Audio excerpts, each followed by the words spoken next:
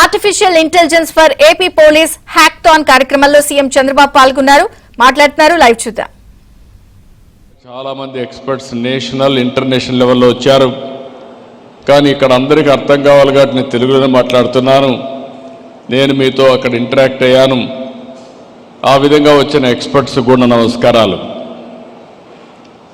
ఈరోజు పోలీస్ డిపార్ట్మెంట్ని మనస్ఫూర్తిగా అభినందిస్తున్నా. మామూలుగా పోలీసులంటే ట్రెడిషనల్ అప్రోచ్ దేశే నుంచి ఇప్పుడు టెక్నాలజీని ఏ విధంగా ఉపయోగించుకోవాలి అనే విషయంలో పోలీసులే చొరవ తీసుకొని ఒక మంచి కార్యక్రమాన్ని దేశంలో ఎక్కడా చెయ్యని విధంగా ఆంధ్రప్రదేశ్ పోలీసులు చేశారు. వాళ్ళు మనస్ఫూర్తిగా అభినందిస్తున్నా. It will go a long way. ఈరోజు మనం ఒక్కసారి చూస్తే ఎక్కడైతే లా అండ్ ఆర్డర్ బాగా ఉంటుందో, ఎక్కడైతే క్రిమినల్ యాక్టివిటీస్ లేకుండా ఉంటాయో అక్కడే అభివృద్ధి బాగా జరుగుతుంది. నేను ఎప్పుడు కూడా ప్రగాఢంగా నమ్ముతాను. నేను టెక్నాలజీ పైన ఎంత శ్రద్ధ పెట్టానో లా అండ్ ఆర్డర్ పైన కూడా, యాంటీ సోషల్ ఎలిమెంట్స్ పైన ఉక్కుపాదం పెట్టాను. ఎక్కడ ఎవరిని వదిలిపెట్టలేదు. నేను ఒకటే చెప్పేవాడిని, సిబిఎన్ సీఎంగా ఉన్నంత వరకు క్రిమినల్స్కి రాష్ట్రంలో చోటు లేదనేది నా ప్రగాఢమైన సందేశం. ఆ రోజు మీరు చూస్తే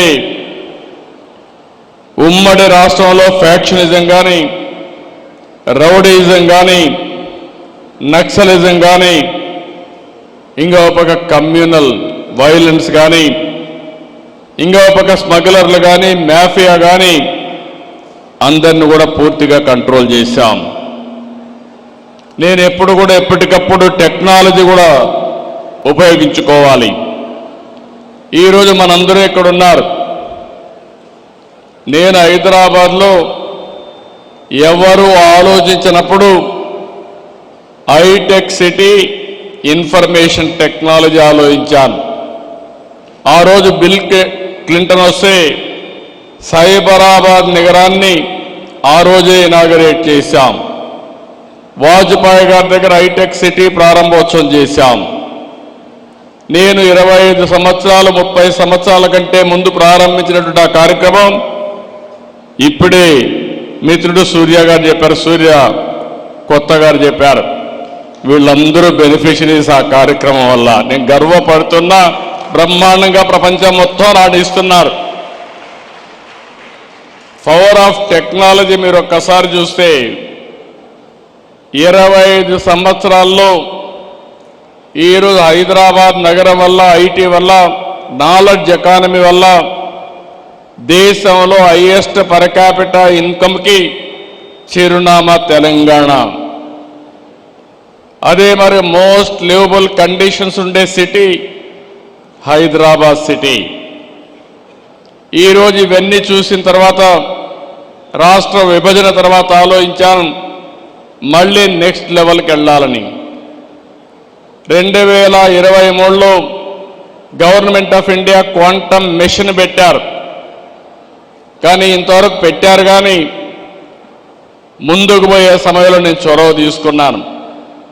ఫస్ట్ టైం మళ్ళీ క్వాంటమ్ వ్యాలీ కింద ఆర్టిఫిషియల్ ఇంటెలిజెన్స్కి ప్రాధాన్యత ఇచ్చి రాబోయే రోజుల్లో ప్రపంచం మొత్తం తెలుగు వారి సత్తా ఏంటో చాటబోతున్నామని మీ అందరికీ విజ్ఞప్తి చేస్తున్నా. ఇక్కడ స్టూడెంట్స్ అంతా ఉన్నారు.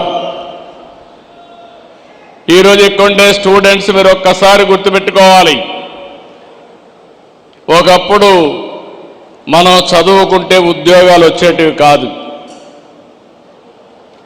అదే సమయంలో ఈరోజు మీరు చూస్తే ఒకప్పుడు నేను ఇంటింటికి చెప్పేవాడిని, పేరెంట్స్ చెప్పేవాడిని, మీ పిల్లలకు ఎంత ఆస్తి ఇస్తారనేది ముఖ్యం కాదు,